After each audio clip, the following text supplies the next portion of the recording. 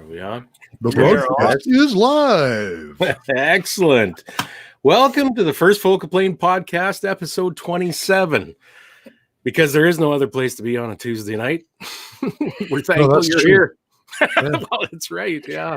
That's right. Right on. Hope everybody's snuggled up at home, nice and tight. We're not inviting too many people over. God knows that would be the end of the world. Or don't go skating. Whatever you do not go skating. Yeah, don't go skating. Outdoor ring. Yeah. No, you can go skating in Saskatchewan. Just don't go in Calgary. I guess so. Jesus. We're once again proudly brought to you by EM Precision Rifles in Leduc, Alberta. Canada's premier precision builder of lightweight hunting rifles, starter packages, and extreme long-range rigs. EM Precision has the right stuff to get you running out ahead of the herd. Find them on Facebook, Instagram, and their website at emprifles.ca. Yes, sir. Pew pew. Pew pew. If you want to touch things long range, that is how you do it. If you want to destroy that thing long range. You guys remember the old Yellow Pages slogan? No. Let your fingers do the walking. Mm-hmm. Oh, okay, so maybe it wasn't Yellow Pages. I'm thinking about the reach out and touch someone. Who was that? Phil and I, the oldest guys on. Who was reach out and touch we someone? remember that. what was Reach that? out and touch someone. Whose slogan? Oh, that was Bell Telephone. Was that Bell? Yeah. Oh, okay. Yeah. Okay. Here all along, I Yellow thought I Pages. coined that one. I've been saying that for years, but You're right. Yellow Pages was let your fingers do the walking. That's right. Well, if you really want to touch someone, one of the best ways to do it is over coffee. And there's how do you like that segue, hey? do they take PayPal now? Make sure you get consent, folks. Right. Yeah, exactly. Certificates probably work too. There was a rooster and a telephone pole joke that we'll get back to later. Well, once again, we are also brought to you by the guys at Bolt Action Coffee, who bring you exclusive award-winning specialty coffees to the precision shooting community, and not just the precision shooting community, but the coffee drinking public in general. Boasting specialty coffee cupping scores of 85.5 or higher, Bolt Action Coffee Roast will get your morning started right and keep you on target all day long. Choose between Scopes Up, Overwatch, Suppressed, or for a limited time. I didn't change that. We got to get rid of that. Oh my goodness. Okay, that's all I got. But they have for a limited time. We're not going to reveal it yet. That's right. Yeah. Right. Stay tuned. They do have Yeti mugs now. So Yes, true. that is awesome. So check them out. BoltActionCoffee.com. Use code First Focal Plane, all caps, to get 10% off your order. So there you go. Is this where I come in? Yes. You don't have a witty segue though. So are you allowed to do it? You know what? I'm just gonna cut, pause, and the First Focal Plane podcast is also brought to you by Callsign 66. Callsign 66 is a veterans-based organization founded to facilitate multi-generational passage of information, ballistic applications, R&D, and shooter development, whose collective function is morally motivated and experience-based. Welcome to the Brotherhood. Find them on Facebook, Instagram, and their website at callsign66.ca. I just got chills. I know. I'm shaking. You're welcome. And that's not because ovaries are tingling. Coffee. Yeah. Do we get extra sponsorship if we say it really enthusiastically? I just thought that's how it worked. Maybe.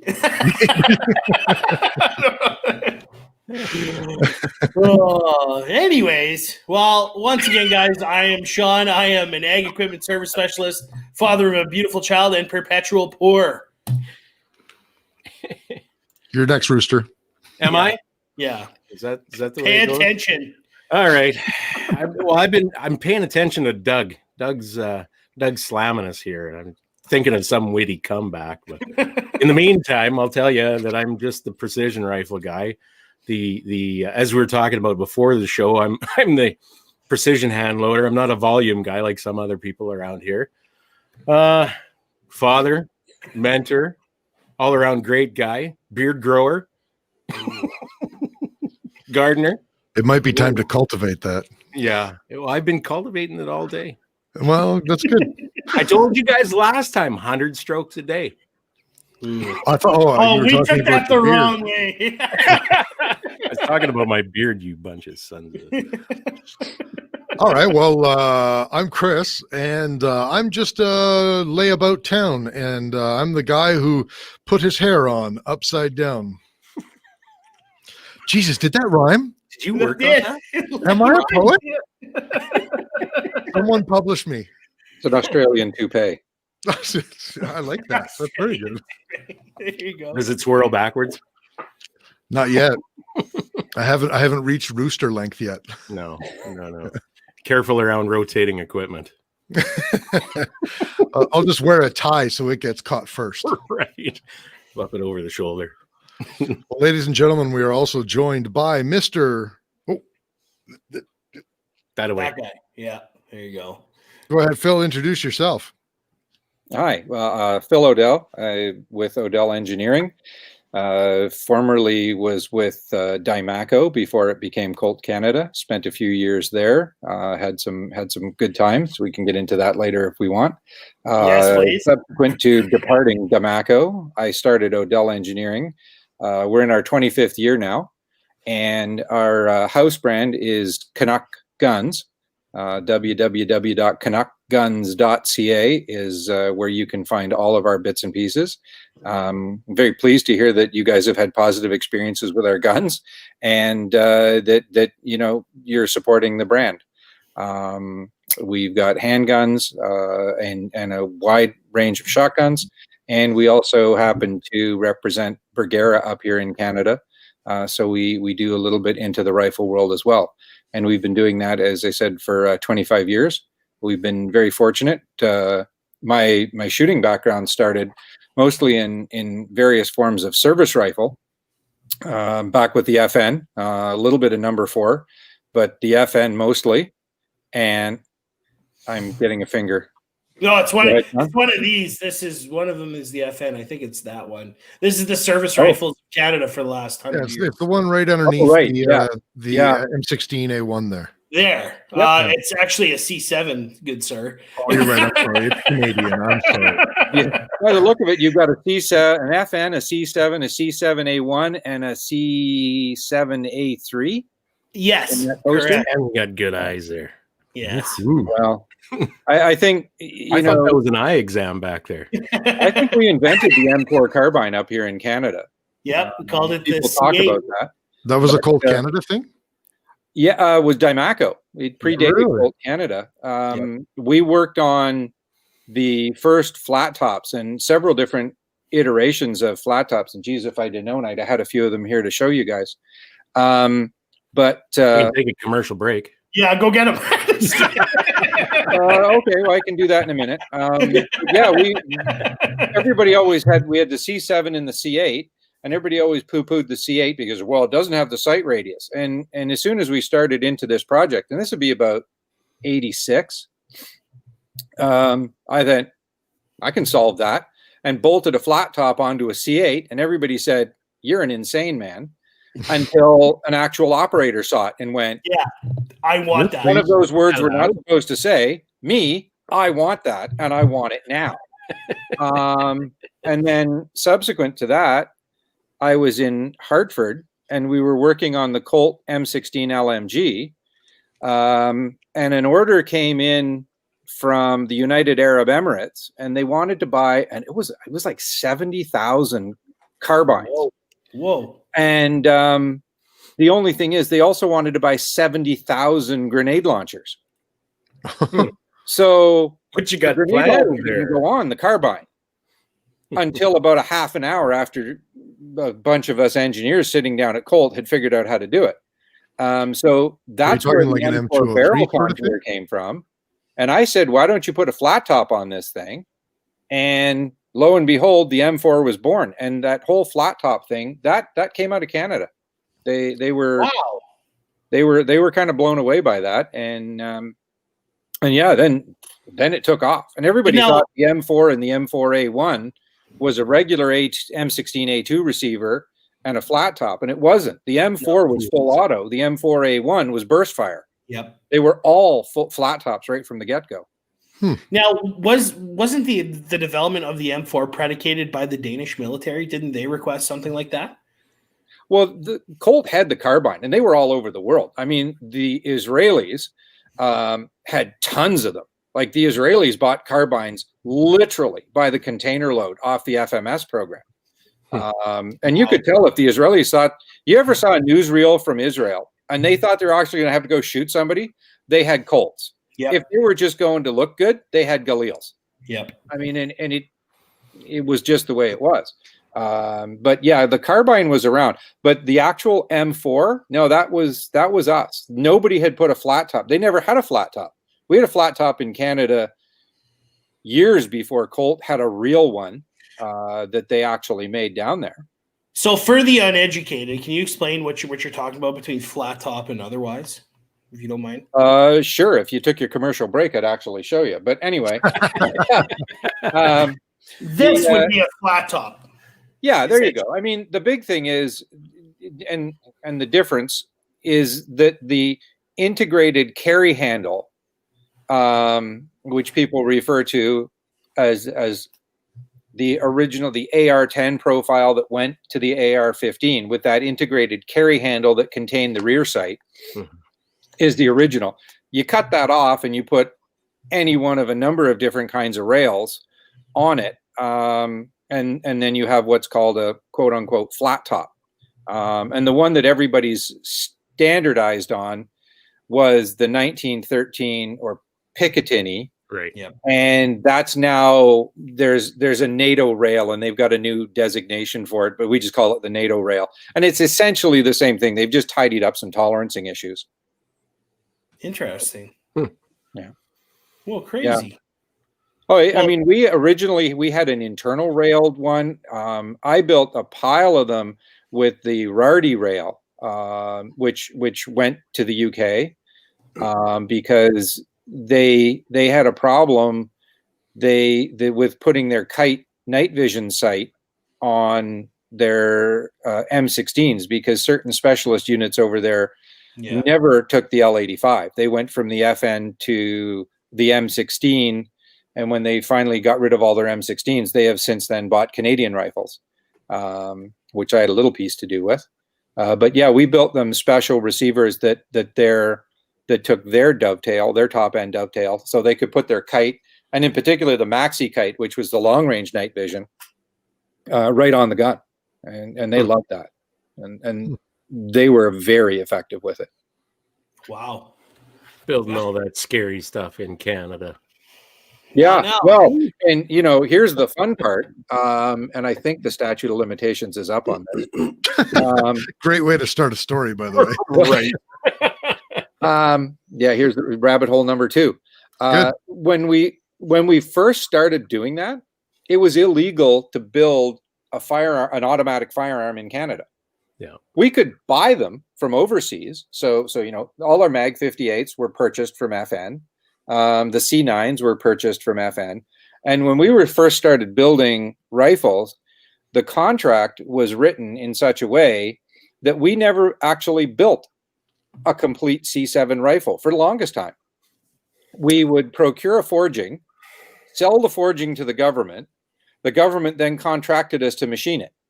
So we actually weren't building it. We were working on a government-owned piece of equipment legally. I mean, legally speaking, yeah. It was one of those things. That was how we had to solve the issue for all the lawyers, and so that we could stay in business and do what we did.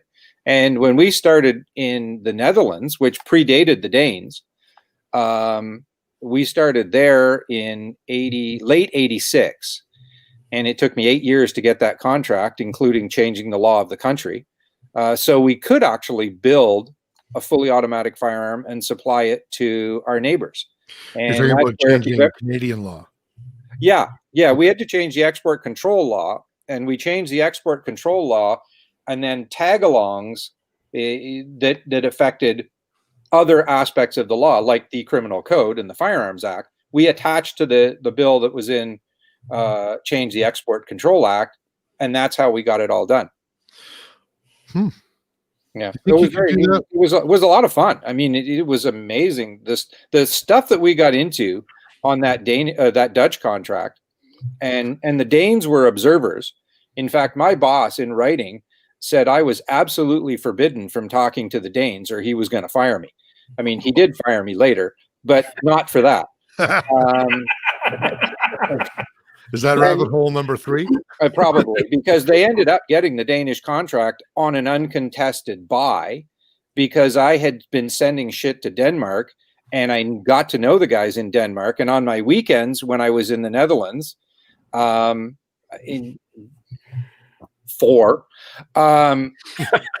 then, if you took a flight to Europe and you wanted to go Monday and come back Friday, it cost you like $3,000. But if you went Monday and came back Sunday, you stayed over a Saturday night, cost you like $600. So I said, hey, if you guys will, cover a couple nights hotel, I said, I'll stay the extra couple of days to save us a bunch of money. And they went, shit, for that much, keep the car. Beautiful. So I traveled all over Europe, and I spent a bunch of time shooting competitions, right? That's so out of character for people like us. And got to know a ton of guys. Was in Zaandam, was in the top of the Delft Museum with all of their original collection of AR-10 pieces. Met some really cool guys over there that had stuff that went back to the AI and Fairchild days. The original, I held an original copy of the signed license from Fairchild to Artillery in Richtingen that a friend of mine had. And Denmark was the next logical one. So I spent a bunch of time talking to those guys. And hey, when you're on a range, you can see anybody that's there. So if there's a bunch of Danish guys happen to be there shooting, well, shit, you go say hi, don't you? And away we went. And it became, over the course of literally 8 years being there before we signed the contract in 93, I got to know a lot of people. So what exactly was the deal between the Dutch and the Danes? There wasn't per se a deal. They're cooperative on, all of Europe, especially Northwest Europe, is very cooperative on defense procurements, especially if there's a development involved. Vehicles, like the Gross Mafia, Kraus Maffei, they're the Leopard tank people, but they only make a piece of it. There's all kinds of it that's made by other countries around there. And the Dutch with Old Delft and the night vision, they did a ton of the sighting systems and stuff on the vehicle. So a lot of the sensors and stuff that's actually where the real heavy money is, were not made in Germany. Great tank, mind you, very square. But yeah, it works like a champ. But it was a co-production of a lot of different people, like many of their programs are. So when the Dutch held what was essentially the World Series of rifles, in 5.56 NATO, they the AK wasn't there really. It was there in terms of the Galil. One of the companies in the Netherlands put that together. But the only 2 rifles of significance that weren't involved, aside from the true AK, because the caliber wasn't right, was the SIG, the STG-77 or the SIG 550. Simply because the Dutch looked at it and went, how much? And that was the end of that. And the Bugle, the FAMAS was not involved because they wanted a way to mount a night vision system on it, and the FAMAS really doesn't lend itself to that. So they just ruled it out. The big carry handle on the top, essentially, that would and I got to tell you though, great gun. Like if you want a gun and you want to go into some shitty place and you want a gun that works, it's a pretty damn good gun. Like when we were in the Gulf, the SA-80s were terrible. Like those things didn't. You didn't want one of those. And the other stuff, the M16s worked pretty good. The C7s were gold, and the French Paras, like they dropped in with the Brits, and their guns worked. They had no problems with that gun. But I mean, they grew up in North Africa. Desert is where they try, and so that gun's a good gun. I mean, it's a funny looking gun. I mean, you take any decent gun, you hit it with an ugly stick, it turns into French. But that doesn't work. That works for more than just guns. Well, maybe, but we won't go there. But the thing is, it did work. And even though it's a blowback gun, and they use steel case ammo, which it works really well with, but even with our brass cased ammo, any decent ammo, and even some not so decent ammo, it would still work well with. It was a very cool little gun. Just not much for accessories with that big old carrying handle. Well, and you hit the nail on the head. That was really what was its undoing, is that it was never made really looking forward.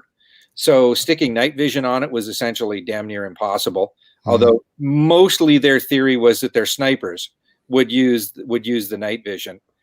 They made some oddball changes. The top piece you could take off, and they tried to make some things that would go on there that you could put an optic on, but it never really worked all that well. One of the most brilliant parts of that design also is, have you guys had experience with it? No. Okay. No. I don't want to talk on stuff that you know. No.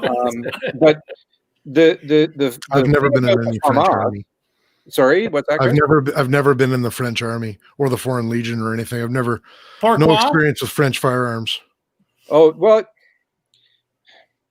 they're very functional. Like generally speaking, they work. As I said, ugly as sin, but they do work. The old one's not. Is no different, and they designed that thing so that the bolt has an extractor on one side, and it has basically a guide on the other side, and they're 180 degrees apart. So it ejects straight out to the right for a right-hander.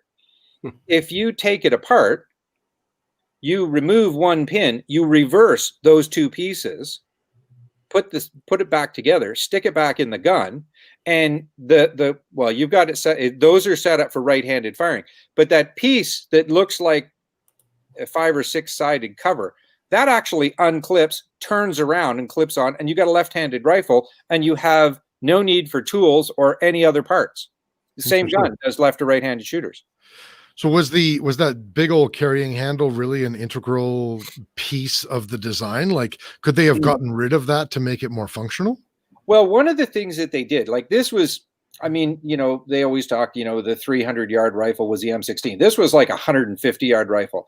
And you could use that top carry handle just like a rail on a shotgun. Like that thing would come up, and it did work well. I had one for a period of time that we were testing and shot the hell out of it. And it worked really quite well. Like for what they wanted, heavily armored. So they weren't with their infantry rifles wanting to shoot 500 and 600 yards. In the role, the gun worked surprisingly well. I was impressed by it. Just not super versatile for a lot of different applications and accessories and whatever else, right? It sounds like you're saying you worked great for what it was designed for. It just didn't have a lot of versatility. Yeah, you're exactly right. I mean, for Canadians, it not a chance. Between our extremes of climate and the fact that we actually do shoot at some distance, and we expect to shoot at some distance. It really wouldn't have an application for us. But if you're, if you're in their situation where they were talking European theater, close, almost entirely mechanized, it worked really well. The SA-80 is not unlike the same thing, although it's a horrible design and it really doesn't work. Didn't they have to go through like 4 or 5 versions of that before they even got something that was even remotely reliable in the field? And the SA-80 or the L85 or whatever? Yeah. They're up to, I think they're up to the A4 now. The 4? I did have an L85 of my own, and I actually shot it in our Canadian Skill at Arms competition because I wanted to know what the thing was like. We were in against them with the Dutch. Plus, the Brits came over here and the Gurkhas, and they always shot pretty darn well. So I'm like, okay, what does this thing do?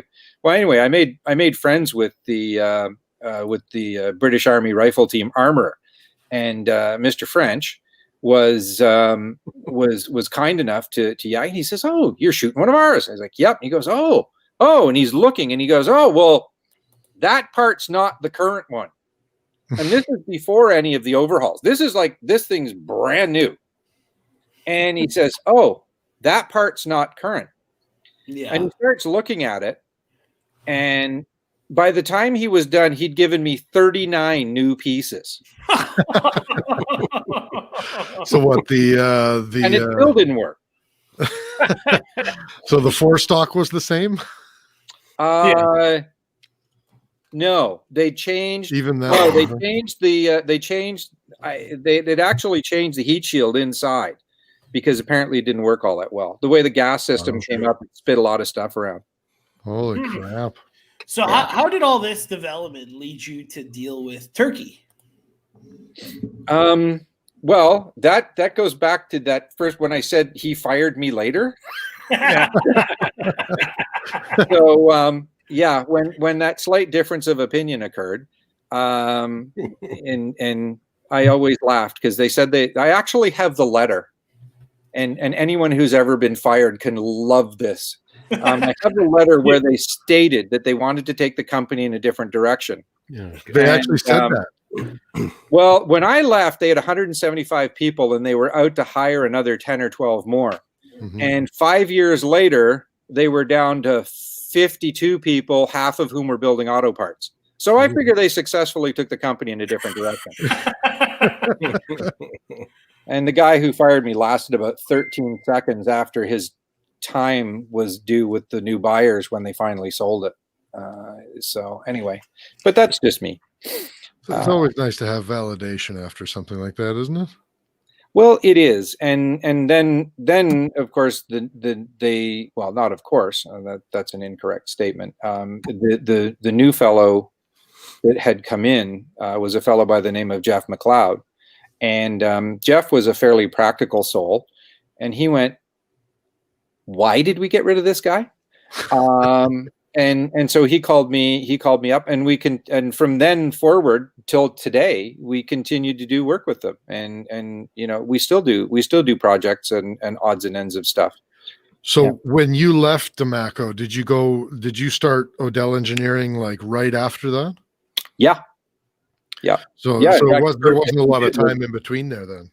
No, there was no time. Like literally no time in between. I had a choice of I had three job offers, which were good job offers. One was with a company called FATS, Firearms Training Systems in Atlanta. They were the first people who started judgmental training, video training, and they were doing it on the old 12-inch laser discs. It was the only system in existence at the time that would process data fast enough that they could branch the training. So they could change the flow of the video that the individual was interacting with. Interesting. And we built some of their training firearms imitation devices for them. It was a cool company. The guy who ran it was a guy by the name of Jody Scheckter. I don't know if we got any race fans on here, but Scheckter was the last Ferrari world champion before Schumacher, and he was teammates with Gilles Villeneuve. And Scheckter was an amazing engineer and he was just a wonderful fellow. But that was good. He wanted me to go down there. I didn't know whether I wanted to stay in the gun business at the time because in '95 things were not looking good for the gun business. Trigicon wanted me to go and be their chief engineer. And Glenn Binden was a very, very close friend of mine, and his son, Steven, that runs the company today, knew the family. We were very, very close. And I just said, look, I'm not going someplace where I don't have some control on my future. Yeah. And they were very tight that only the family owned the company. So we agreed and we continued to work together. I did projects for them. And the third one was FNMI in North Carolina. They wanted me to go down there because they were having problems. They were building all kinds of M16s that were 100% to print and didn't work. And if you've ever worked with Colt, you know you can do that real easy. The TDP for the U.S. government has got a lot of holes in it you can drive a truck through. If you know where to work in it, you can build great guns. If you don't know where to work in it, you can be lost for a long time. And they were in the process of being very lost. Interesting. So anyway, we ended up starting Odell and doing two things. One, I ended up consulting for Smith & Wesson because Smith & Wesson was wanting to get the RCMP contract, and I had been working with them prior to that. So I ended up coming aboard, and we ended up winning the RCMP contract, which was a bit of fun. And I also knew that two things. One, coming out of the Gulf War in 90 and going through some of the counter-terrorist and other issues, nuclear, biological, and chemical defense, in particular chemical and biological stuff, was kind of the flavor of the decade.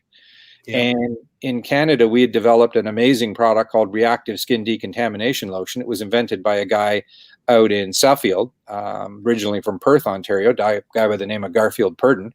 And that guy should have a statue on Parliament Hill because of what he's done to save a lot of people's lives, and nobody knows who the hell he is. But that's where our scientists are. What is the reactive lotion? I've never even heard of that. If you're in the military, magic yellow goo is what it was later called. That's a much better name, by the way. Well, it's typically and I don't know if anybody's heard of what's called Fuller's Earth or diatomaceous earth. Basically, It's dirt. Yeah. And if you get chemical agent on you, you're supposed to put this dirt blot it all over yourself. It absorbs the chemical agent, and then you try and brush it off so you don't die. Really? Yeah, okay. And for years, I mean, like, this is First War technology, but it still worked. And it wasn't until GAR came up with RSDL, and there's a component in RSDL that will actually mix with and break down and render non-toxic all of your most lethal chemical agents, all VX, sarin, tabun, mustard, lewisite, although you still have arsenic in lewisite, and we don't need to get technical. Of course. Let it be said, I've personally had chemical agent on me 3 times, and I've used the product, and I've never had to go to any other medical countermeasure. This stuff is so good and so fast. It disappears like VX and sarin in fractions of a second. It's highly reactive, and it renders them non-toxic. So this is quite an amazing product. Sounds like, yeah. That twitch you have is probably unrelated, hey? Oh no, that's a recoil. Yeah, no. You got to understand, everything to do with chemical defense will mellow you out, right? Because the way nerve agents work, they cause your muscles to fire, and you can never relax. So all of your therapies help you to relax, man.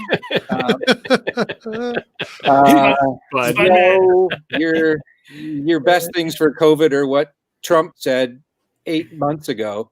Injecting bleach. UV light down your throat to kill it in your lungs, and your quinine and zinc. I thought you were going to say inject bleach. No, well, but bleach on a surface is still the best thing. You want to clean something up, use bleach. Oh, sure. What we use. That's what we used to use on equipment. But anyway, so this skin decontaminant, because nothing is simple and no good deed goes unpunished. We licensed it from the Canadian government in May of 2015. And in July of 2015, they gave us the gift that kept on giving, and they declared it a drug instead of a specialized cleaning product, which meant we got to introduce ourselves to Health Canada, the FDA, all those wonderful agencies that really hate people. Yeah, wonderful agencies. Yeah. I say that, and I really shouldn't. They're actually an extraordinarily good group of people, and I don't think I can say with some degree of honesty, Health Canada did not survive meeting me intact, because one of the things we had to do, and they have a wonderful system of, experimental stuff can be used, but there's this whole rigmarole. And I said, dude, if I've got this stuff on me, I've got 2 minutes and I'm dead. And we sat in a meeting, and I put my watch down, and I said, and he said, well, no, that's because I said, 90 seconds, you're going to use this stuff or you're going to die. And finally got to the point, I said, you just died. And the guy, and he finally hauled in that when you're dealing with urgent, life critical things, you don't have time to fax a request into someplace in Ottawa and hope somebody's home. Right. You've got to come up with a system. And to their credit, they did come up with a system. So we could put our product out through that period of time. When we had people going to Iraq, going to Iran, going to, India and Pakistan, because they love throwing chemistry at one another. all kinds of places in the world. And we were actually able to get our product out to those people and protect them. And I know of several people who were involved in inspections, did get slimed and survived in significant part due to our product. So Dr. Purdon is a real Canadian hero. Should be. And it was a ton of fun. Our biggest thing, funnily enough, was convincing people that a liquid could do what they'd used a powder to do for the last 70 years. And once we got them trained on that, then it was great. And the product is now the world standard for decontamination. And it came out of Canada. What you've been talking about for the last couple of minutes, is this predating Odell, or did you do this with No, Odell? this was what we did. You remember I said before in 95, I wasn't sure I wanted to get back in the gun business? Yeah. Well, we did a little detour for about 10 years into the chemical defense business. And the nice part was we did okay out of it. We sold a ton of product overseas, made a bunch of money, well, as far as I know, it is the only product the Canadian government has ever invented, developed, and licensed and actually made money on. We more than paid for the development that they'd invested with the royalties that we generated from our overseas sales. But selling it to other countries, yeah. Yeah. I mean, the U.S. military bought it. 5 services. It went in on a foreign comparative test. 5 services. So that's the Army, Navy, Air Force. The Marines are part of the Navy, the Coast Guard, and SOCOM, because SOCOM stands on its own. All 5 of them sponsored our project, and so we got the magic bullet to make that thing happen for the U.S. And when they accepted it, well, I mean, if they buy a product, first off, they'll be 50% of your world sales, and your world sales will be about 10 times what they would be outside of having a product adopted by them. Because as soon as they pick it up, everyone else wants it too. Yeah, and that applies to guns, ammo, anything. If they buy it, it's the stamp of endorsement for so many people that they both military and law enforcement, even into the commercial market, people buy it. I mean, the Department of Energy in the U.S. has a bigger and better equipped military than Canada. It does. Yeah. I mean, they've got armored vehicles, Mark 19s. They got all kinds of stuff, airplanes. People don't even realize that. We have a couple of shouldn't shock speaking helicopters still, don't we? Yeah, probably. They may be underwater, but we've still got them. I thought that's where the submarines were supposed to be. Yeah. Who's to say? Yeah, they're both together on the bottom. So if I'm following your timeline correctly, you were originally with Odell. You were kind of let's say firearms adjacent for a little while. Yep, that's a very, very good way of putting it. We never left the firearms business. My dad and I started the company in 1982. That's our business license goes back to 82. And throughout all of that, we continued to be in the firearms business. And you're exactly right. We represented Steyr Mannlicher up here because they didn't have anybody. And we lovingly hated one another for 10 years because we were big competitors internationally.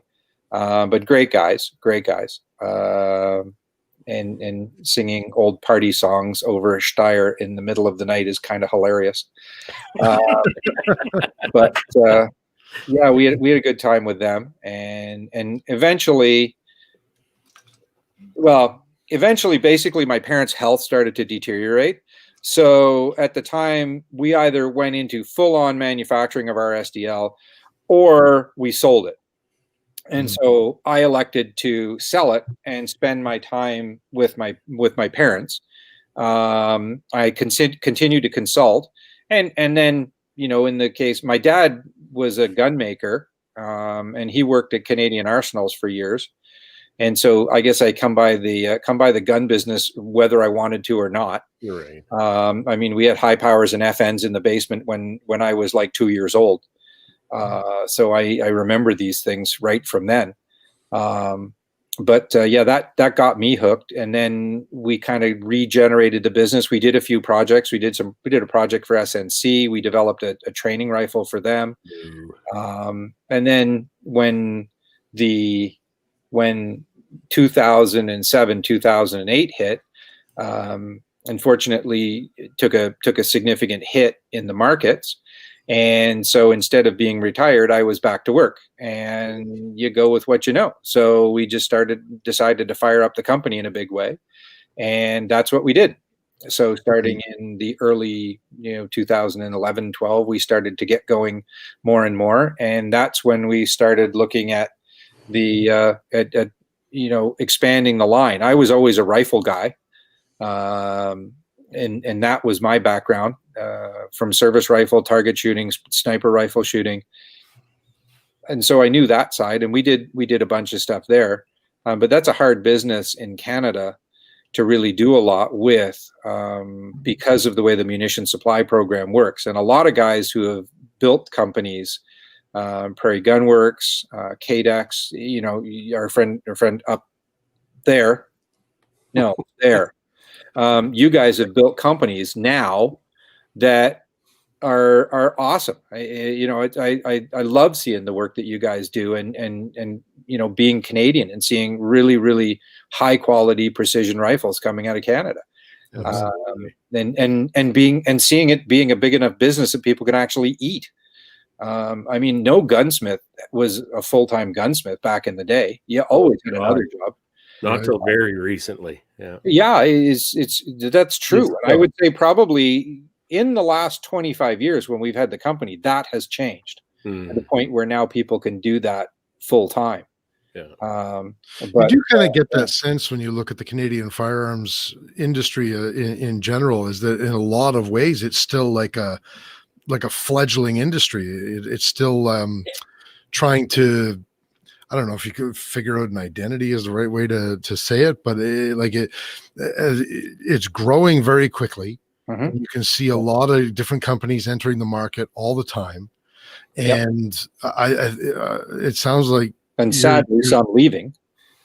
Well, yeah, right. Especially since May, in certain areas for sure, right? But it's I don't know. The firearms industry is an interesting industry, and it seems like it's a really interesting time to be a part of it.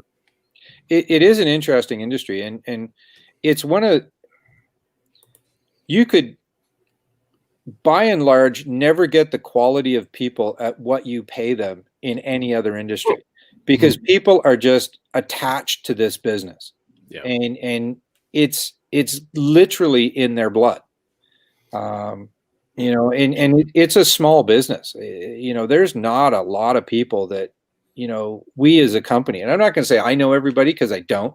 My sales guys probably do. That's their business. Mm-hmm. I know more I know our suppliers and the warranty side, because that's my main area. But yeah, it's a very small, very tight business. We all know one another. And we really try to work together. What other industry can you go into and buy a bunch of stuff in May, March, and April and get net September terms? Nobody gives that. But that's the way the gun business grew up working. The restricted business, not so much. The restricted business up here has always been kind of a net 30, net 60 business. But the hunting side, it was remarkable, the support that manufacturers would give small guys trying to get started, and that really was key to keeping the industry alive for so long here. You had to have that, otherwise, we don't have the Sears catalog with a firearms section in it anymore that we can mail order out of. The Bay doesn't do guns anymore. The Bay used to be one of the biggest firearms retailers in the country. Yeah, Canadian Tire barely does them anymore. Well, Canadian Tire is interesting. Canadian Tire, because we deal with a bunch of Canadian Tire stores, and we've got some Canadian Tire stores that are damn fine gun stores. Oh yeah, but it's Canadian Tire allows their franchisee a lot more freedom than most franchise organizations do. They're really set up so you can go. You can go from quinoa in Vancouver to, cod sticks in Newfoundland. It's completely open, that even within the Canadian Tire brand, you're the franchise. You're expected to know what sells in your area. Yeah. You know, and that's something that they've been smart about. They can be brutal to deal with, but they're very upfront about it. And so we don't deal with Canadian Tire corporate at all, but we're one of those that they kind of do a one of these, and any of their franchise holders can deal with us. And so, yeah, we have a bunch of Canadian Tires that do deal with us, and they're great guys. They're great guys. Do you think that the future of the Canadian firearms industry, do you think that a lot of the Canadian manufacturers are going to need to break into other markets for, you know, real long-term success, or do you think they can stick to the Canadian market and be successful long-term? If you're referring to export, then yeah, that there's 100% export is one of the things that you want to do. And there's a lot of people go absolutely crazy for Canadian stuff. We have a fantastic reputation. I mean, and this goes way back. Mm-hmm. Our number 4 was the best number 4 anybody ever built. Our Bren gun was the best Bren gun anybody ever built. Our high power was the best high power anybody ever built. Those things, you know, you could hammer in tent stakes and beat open locks and still shoot the damn things. Mm-hmm. They worked. They were tough. But we had one that's got 9 bullets in it that we were trying to blow up at when I was at Dimaco. We were doing destruct videos because we used to train the Canadian Forces guys in accident investigation. Well, this damn thing wouldn't come apart. And this was shooting DA ammo, which we sold DA ammo to the Americans, and they then ran their 9mm handgun trial and broke every handgun that they tried because our ammo was actually to spec. What is DA ammo? Dominion Arsenals. It was was DA prior to IVI. Right. Okay. And we happened to have a crap ton of the same lot that was second war vintage, and the Americans needed a crap ton of a single lot of ammo, so we sold it to them. And they ran their trial, and they busted all these fancy European handguns. So we've been kind of dancing around Canuck and Turkey for a little while here. Chronologically. That's all good. No, this has been great. The tangents have been fantastic. I just know that a lot of people want to hear about Turkey and Canuck as well. Well, and we started this, and we originally started just talking to some Turkish companies. We brought some guns in, some hits, some misses. And we eventually kind of burrowed our way through realizing that there's about 87,000 gun companies in Turkey. 86,500 of them are representatives and sales agencies. There's, and it's more than 500. There's probably a couple of hundred serious manufacturers over there, and probably a couple of thousand cottage industry guys that do stuff in their garage. And they do okay, you know, like a lot of over and unders and stuff like that. These guys are knocking these things out. Unfortunately, for us, where we are, we can't have, 100 guns made one at a time. We need 100 guns made that are made all the same, that we can interchange. We need some configuration control because we want to go and advertise these things and know what we're getting. And so we ended up paring down over the course of the years to a few companies that we do a fair amount of work with. And we have our own guy over there. And that's probably the key. And that separates us from a lot of people.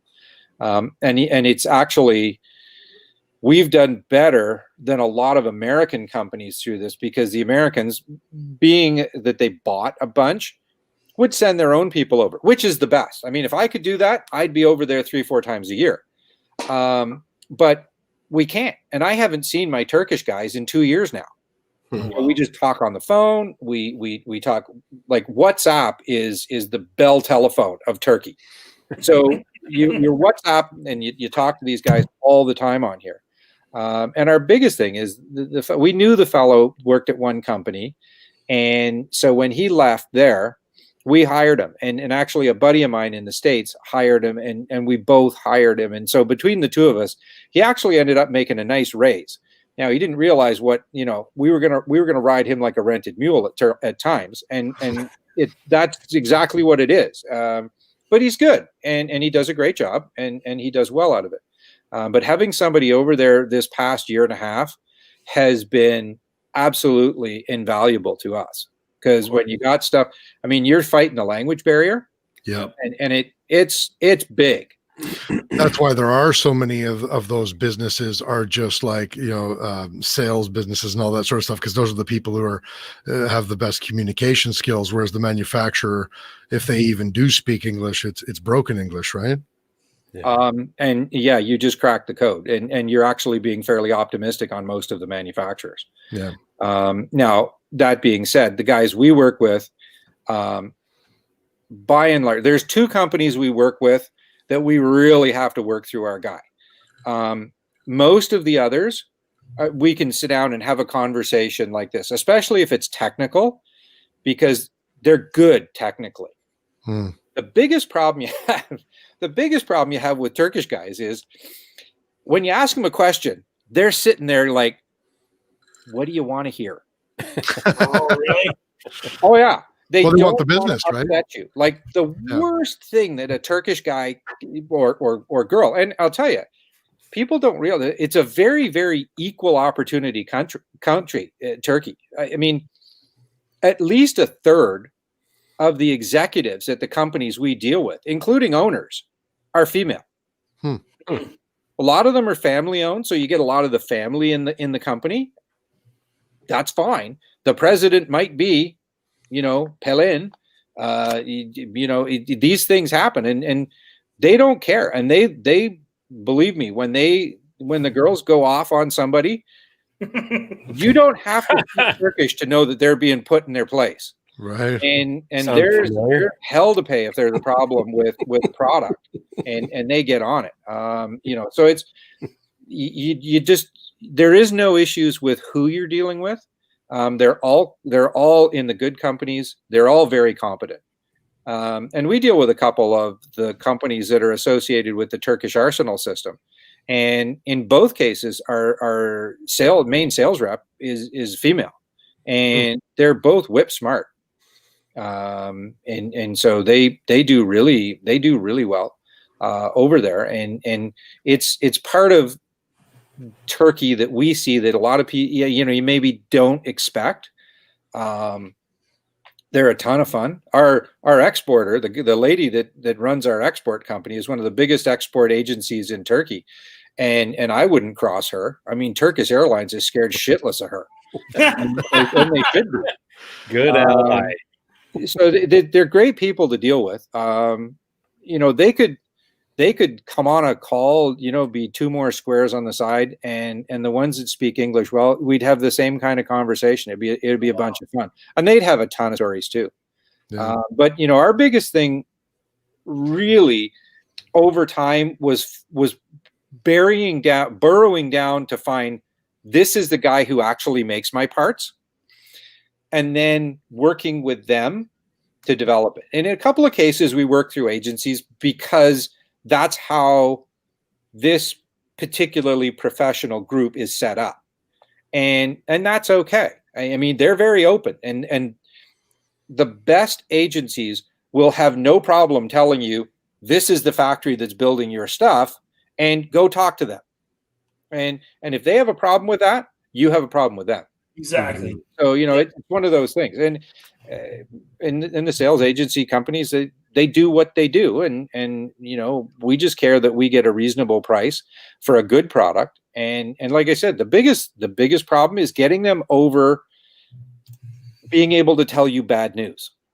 And they have no idea, because they think that you want to hear a thing, and anything you tell them that's not that thing is bad news. And really, most times I don't care. I just want to know the real situation. Just be honest. If you got a problem and you can't ship me my guns for an extra 2 weeks, or you've got a problem with some, some supplier, because nobody makes everything, blew up his factory and he's waiting on machines and you can't make whatever. So we got to send the next shipment of enforcers with just Raptor grips and fixed stocks.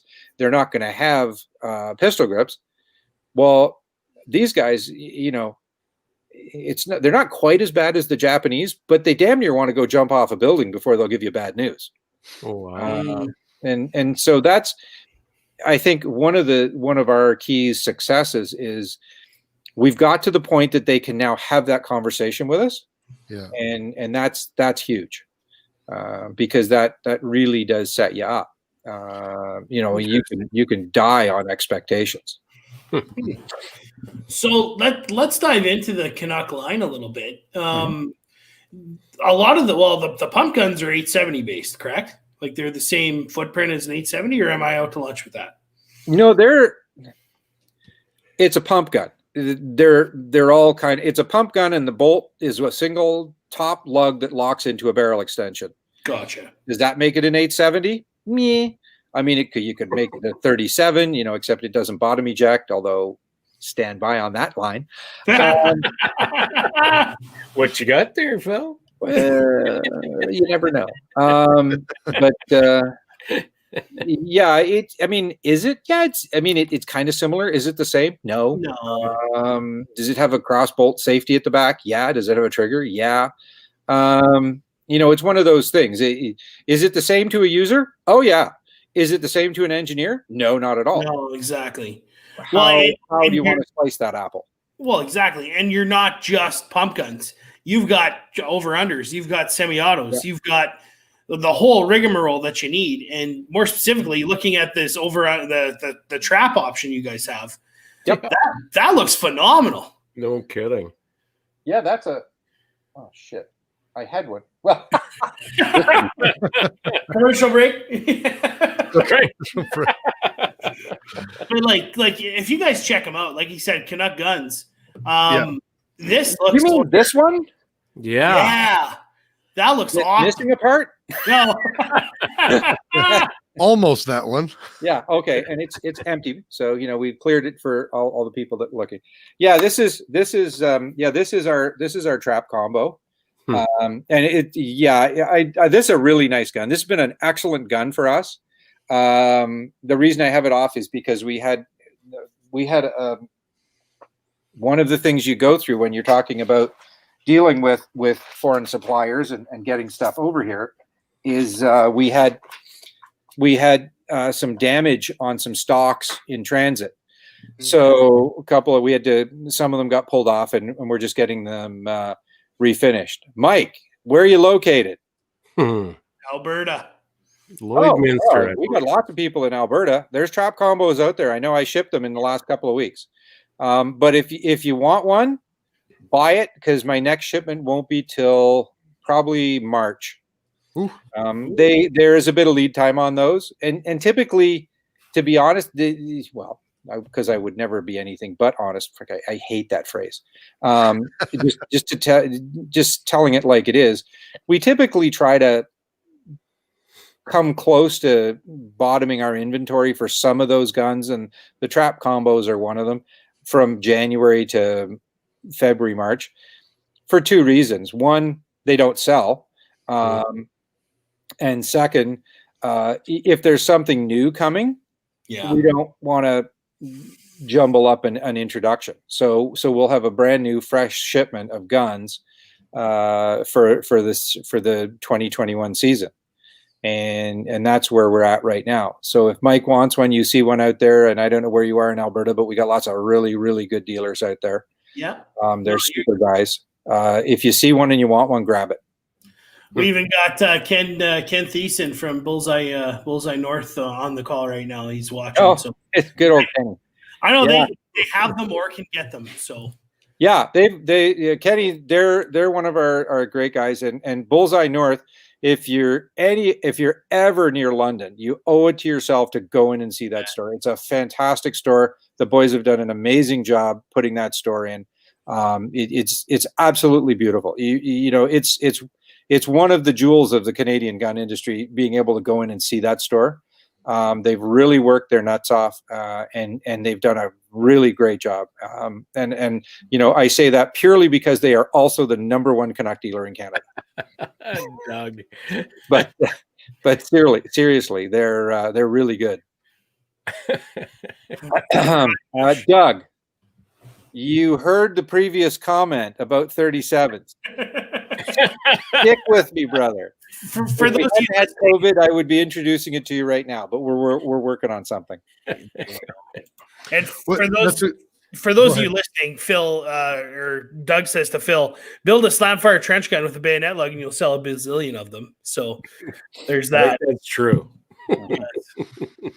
What would you say, Phil, is the most popular type of shotgun right now in Canada? Is it a pump? Is it a over-under for trap or for hunting, whatever? Is it the semi-autos for the guys doing 3-gun or 2-gun now or whatever? What do you think? Just on straight numbers? Yeah, It's a compact pump. compact pump. Yeah, and that will be very heavily driven by price point. Yeah, Absolutely. I mean that sets your volume right there. Our line, Mossberg's line, and Gilles from Mossberg, he says we have an R&D department, research and duplicate. But I laughed because I got back to him. I said, "Yeah, yes, son of a bitch. You introduced a hunter." I said, "We've had a hunter in our line for 10 years. It's doing our stuff now." So anyway, if Gilles watching, I love him to death. He's a great guy, and he's actually moved into real Canada. He's in Ontario now. Oh, there you go. real Canada.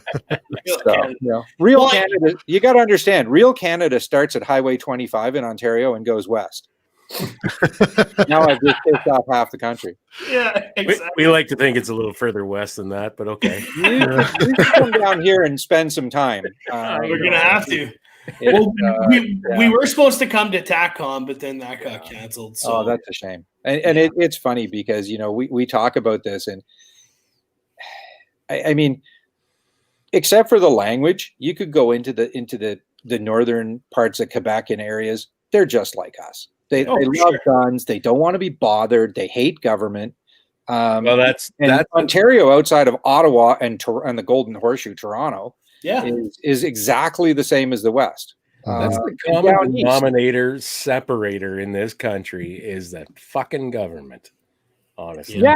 I mean, it's and the attitude, and I always laughed because I used to sit on the National Policy Committee for the Conservative government. And so you're talking policy with people, and they're like, "You bastards from Ontario." I said, "Time out. You don't hate Ontario. You hate Toronto. Yeah. And we hate Toronto." And all of a sudden, Toronto hates Toronto. Toronto's just like my ex. I don't hate her. I just wish she'd go the fuck away. No problem. Back to shotguns here. Yeah, back to shotgun. Right. So you also have some unique semis as well, more specifically the Spectre. You want to talk more about that?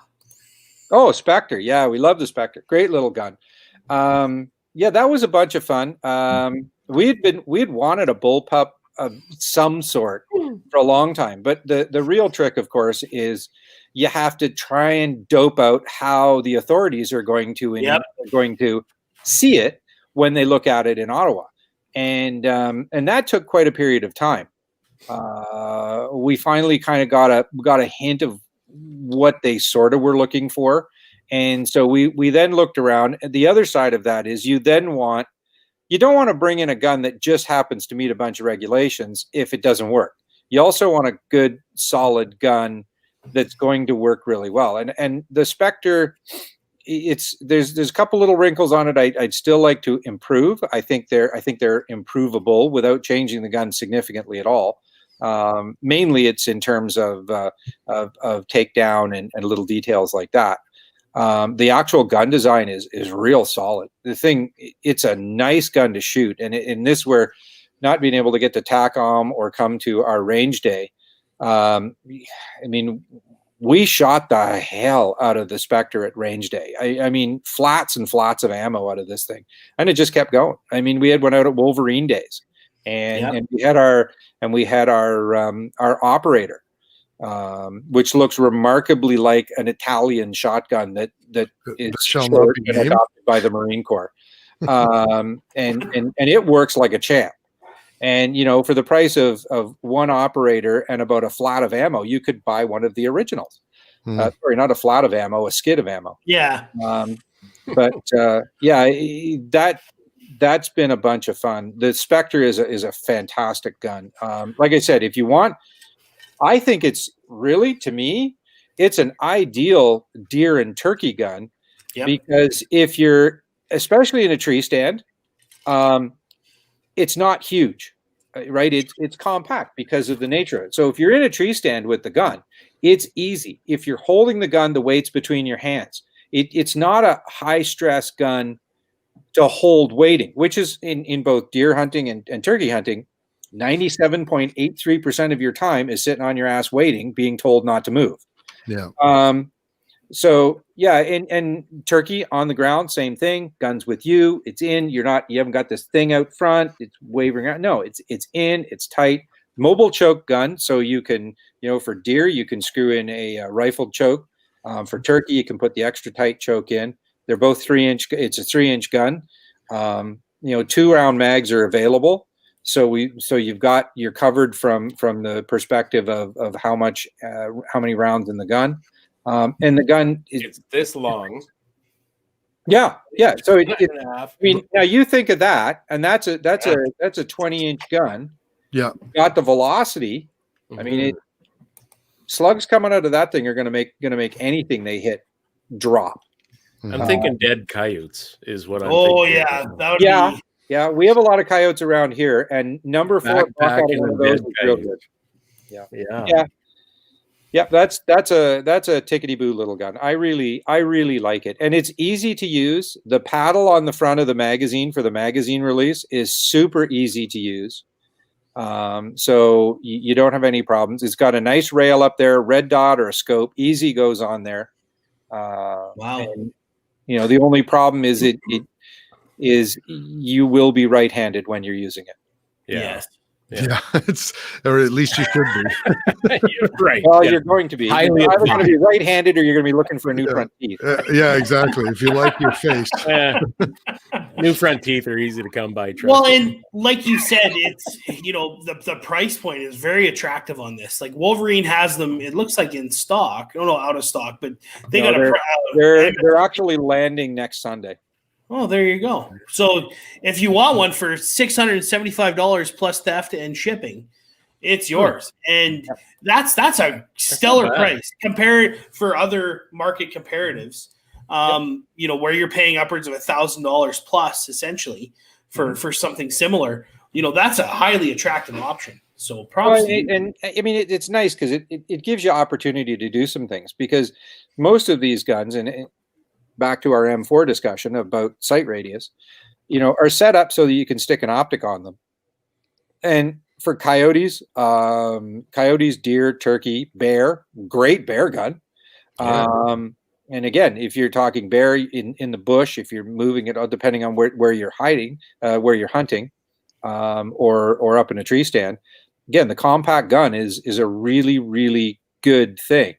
And it's easy to use, and when you put the scope on it, all of those other concerns of needing that barrel out there go away. Yeah. Well, exactly. All this talk about your bow. Well, all this talk about ARs and M4s, you're involved with the challenge that the CCFR is, and I think you have a challenge itself, do you not, against the government? Yes, we do. Mm-hmm. And how's that progressing? Ours is different. And I don't want to speak for the lawyers because they get paid a lot of money to do this. They've come up with a different angle to which deals with it at the federal court level. They're not going directly after the OIC the same way the CCFR is. I provided an affidavit for the CCFR dealing with it. The federal government elected not to cross-examine me, having read my affidavit, and they pointed at a couple of things, which was actually kind of funny and a bit complimentary. they so our case, which is being very well, it's being funded by the clubs in Ontario, and then a couple of us, but the clubs in Ontario, led by the Burlington Rifle and Revolver Club, which I think is the oldest. If it's not the oldest, it's the biggest club in Canada.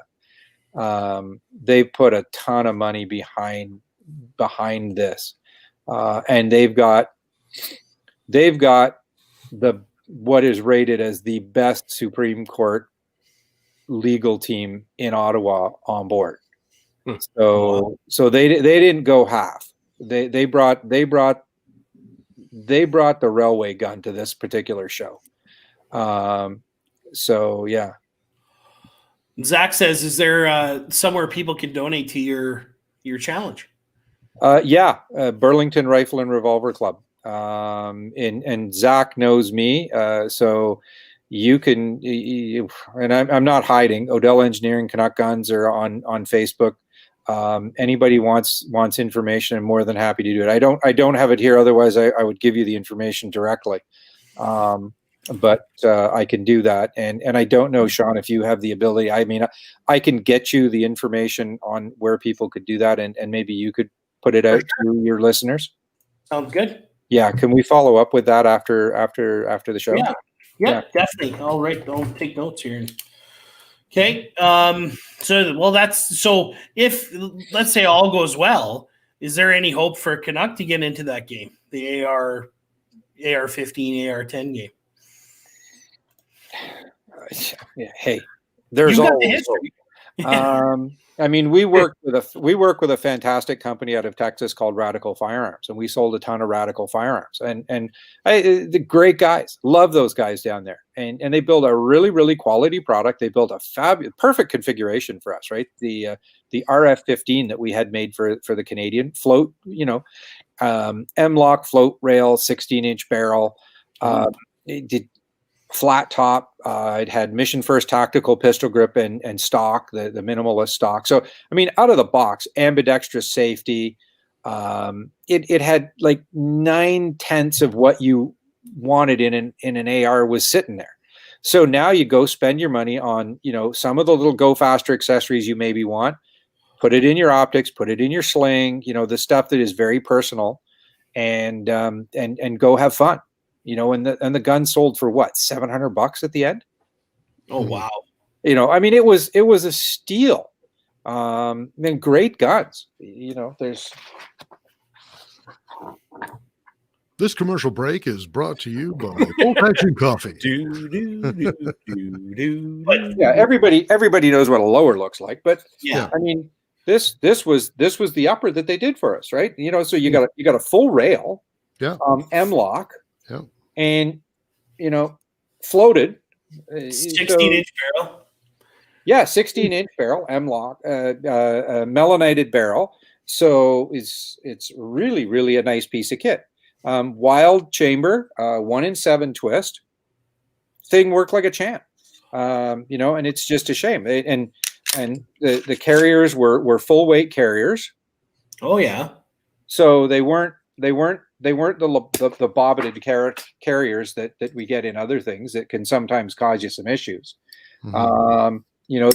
They were proofed and find the game. You can see they're proofed and mag particle inspected.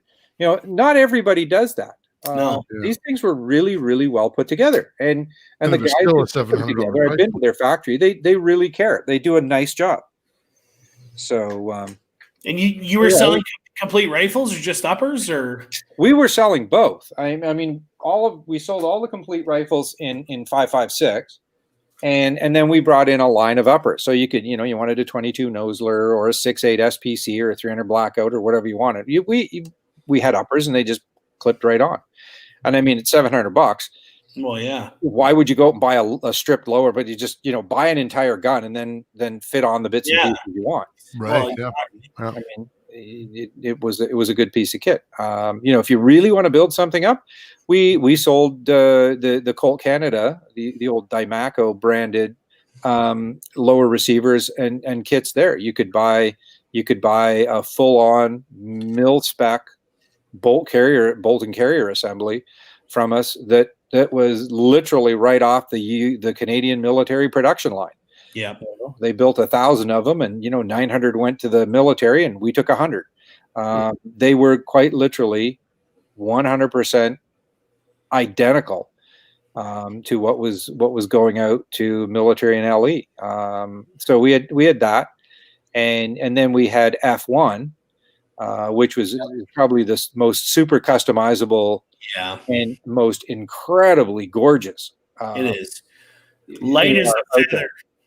And that they work. I mean, they do work. Everybody, you look at all the fancy slots and the cuts and stuff, but I'll tell you, I've had mine on a couple of range days, and I know this thing's had over 3,000 rounds through it in a day. Not a hiccup. Smokes. These things just work. Yeah, it's a skeletonized AR, and he said, you can essentially see through the upper and lower when it's all assembled, but it's still like that was the big concern when it came out, right? Was that they're gonna get dust and sand and got whatever in there, but no, I know a couple guys out west here, and more specifically in Regina that have them and love them.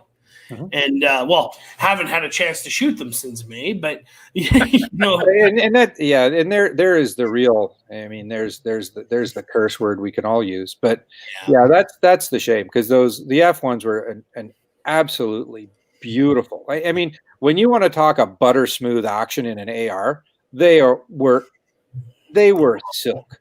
I mean, no finer bolt rifle cycle than these things. They really, really took their time. They finished the interior, they finished the carriers, they polished and then applied the best of finishes to them, and then polished again. So the things just, they literally slid like velvet. They really were an amazingly well built gun. And they just run. I mean, Dion and the team down, and Sierra and the guys down in F1 build still. If price is no object, go there. Aside after that, you're talking LMT and Colt Canada, both companies we actually still represent. Yep. And then further down from there, you get the other guys. Yeah. But I don't know whether Canuck would ever do one. We've been told. I mean, is M-Lock more popular than Keymod? Yeah, it is now.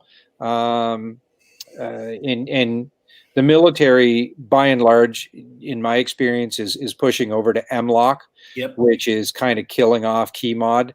I did know a young lady that was a very high-end shooter in the States, and she was sponsored by the Keymod folks. And in honest talking, she had torn out 3 Keymod forends in competition just because they didn't quite have the shear strength that the M-Lock had.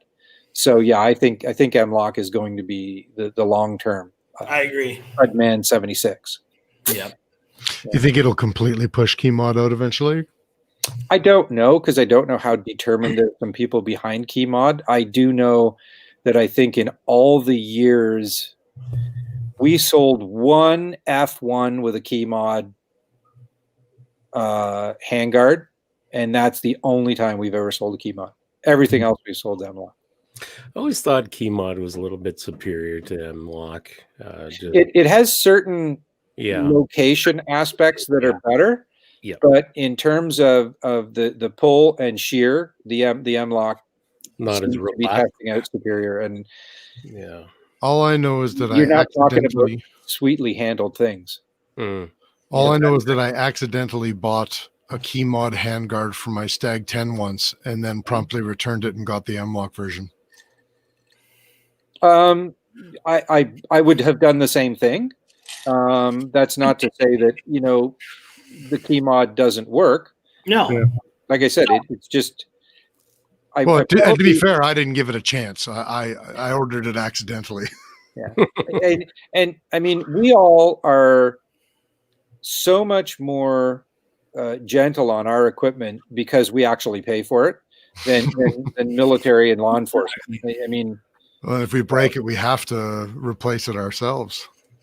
Well, yeah, and you're in a competition and you're your own support staff.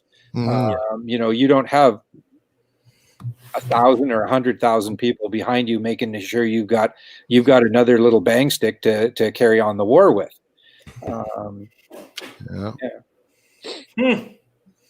Some of the things I've seen done, going back to the discussion, the original flat tops, I remember seeing the first design of the C-79 telescope come in, and I looked at this thing and I went, my office, my guy that I worked with mostly was a guy by the name of Ian Anderson, who is an exceptionally brilliant technician. He was not an engineer. He was a retired master warrant officer, but a brilliant mechanical designer.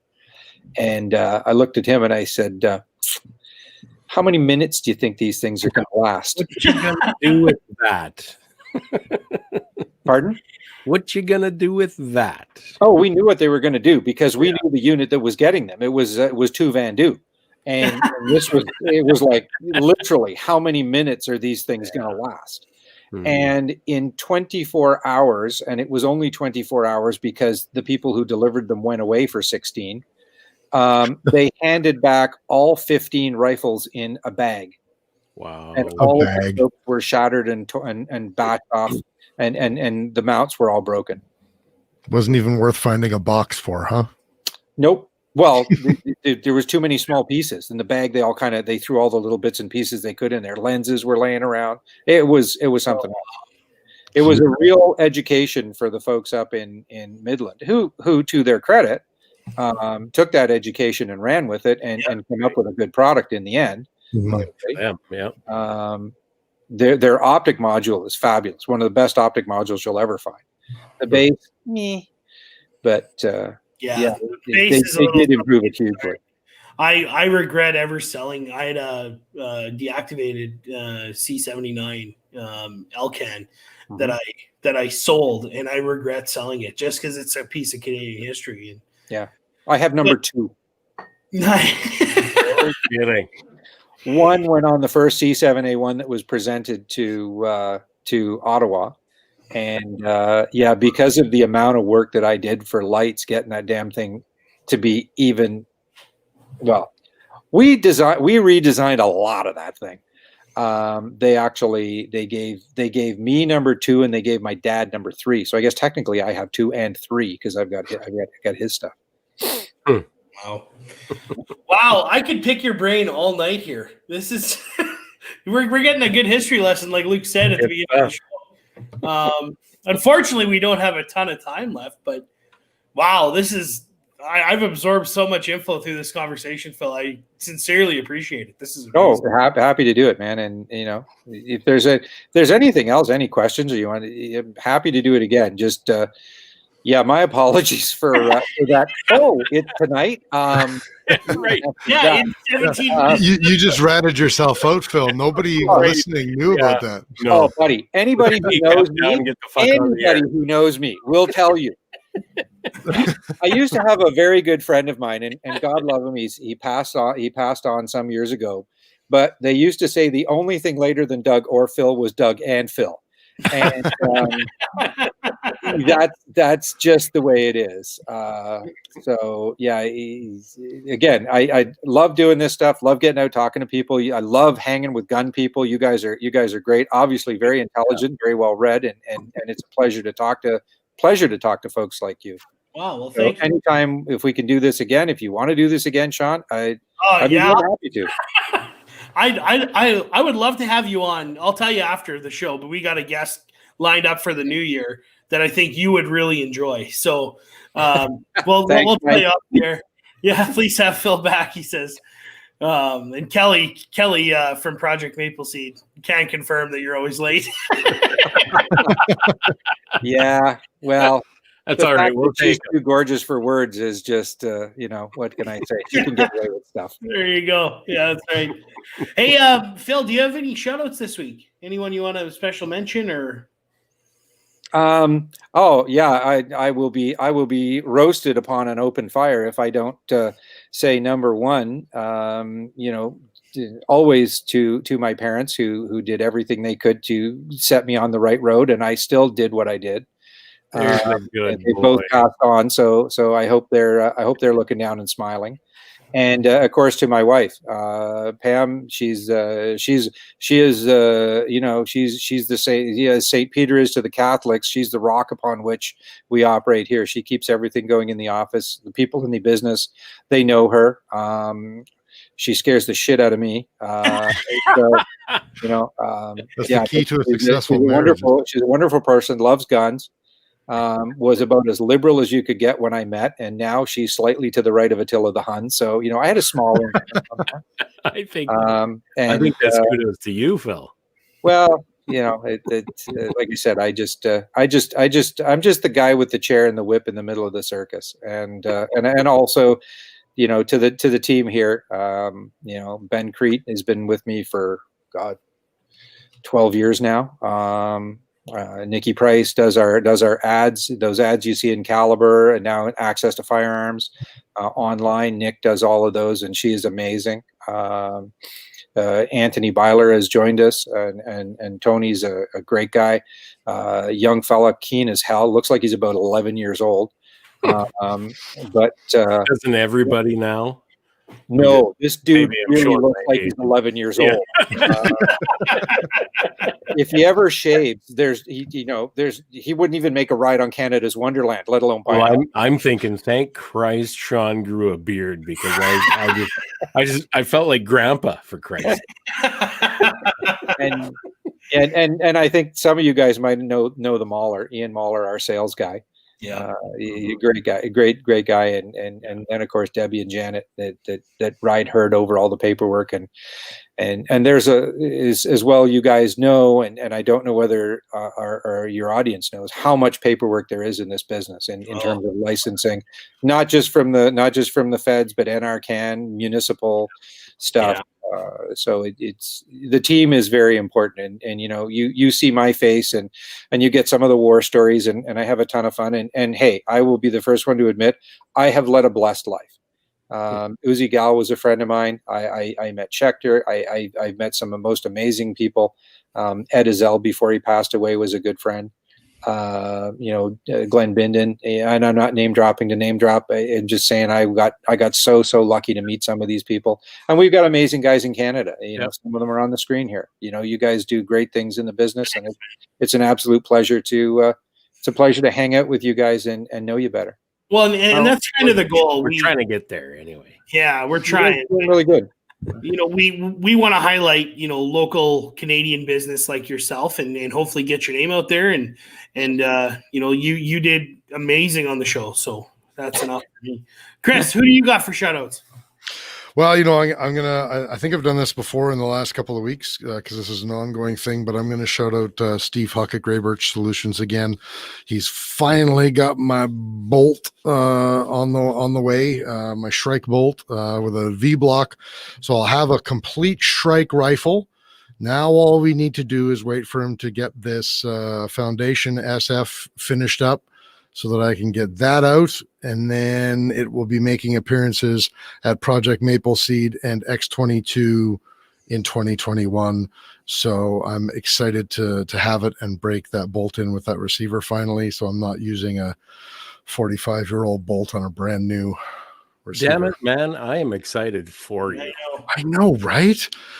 I'll tell you one thing, that 45-year-old bolt, when it's in that 45-year-old receiver, it runs like a bastard. Like there's no way you couldn't get a malfunction if you tried. But that 45-year-old bolt in the brand new Grey Birch receiver is absolute shite. She's a little toyed. Oh man, I think it's too sloppy for its own good. It's the opposite of toys. I have extraction issues. I have feed issues. It's murder. So Steve, I hope you did express shipping on the bolt. But he's my shout out anyway. We know what somebody's going to be doing Boxing Day. That's right. Kidding. Right. Hey, And the day after, and the day after. Anyway, Mr. Rouse, who do you got? You know what? I've got Gothic Line Armory. I got a Christmas card from those guys, and we've had them on our show a couple of times, and It's just good to see stuff like that come back from a dealer like that. It's good stuff. It brought me to tears. No, it didn't. But great guys over at Gothic Line. Check them out. Check their products. All that kind of stuff.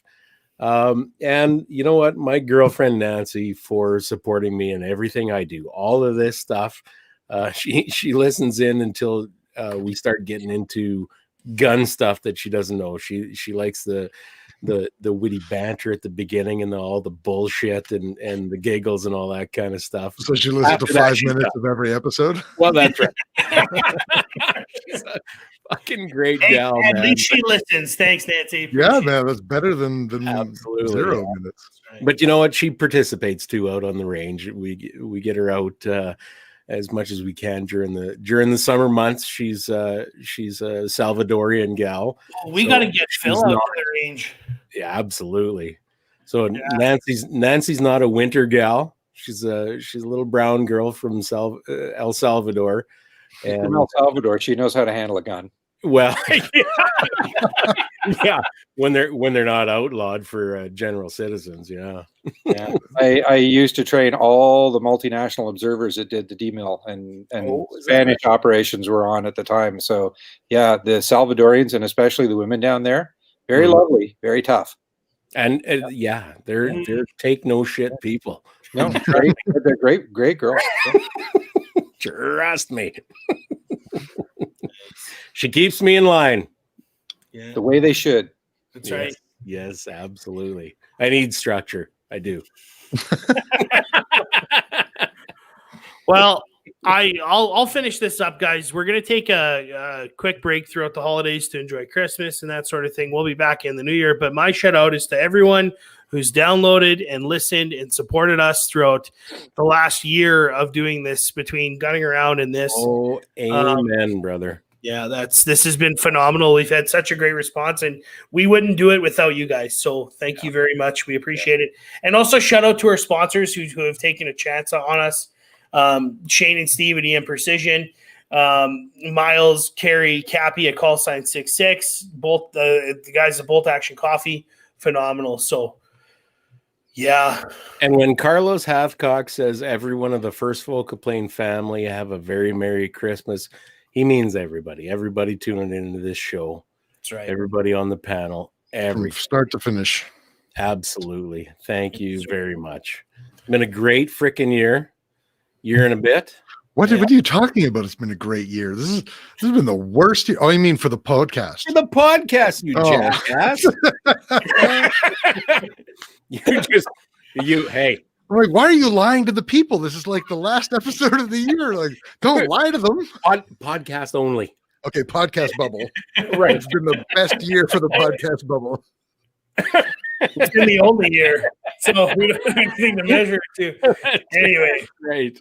Well, Wes, we couldn't make it for you. Maybe we'll see you next year. Wes, I look forward to meeting that Wes guy. You know what, Wes, we're sorry. COVID just never allowed us to get you onto the show. We tried, but your internet.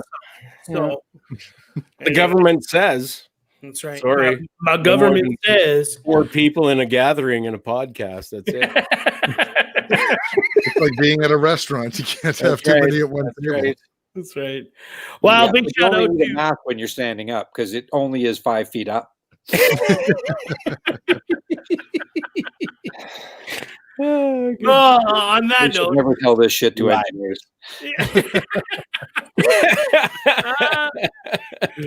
Phil, we appreciate you coming on. Big shout out to John Johnston and his band, the Dirt Road Scholars, for the kick-ass music, and we'll see you next year.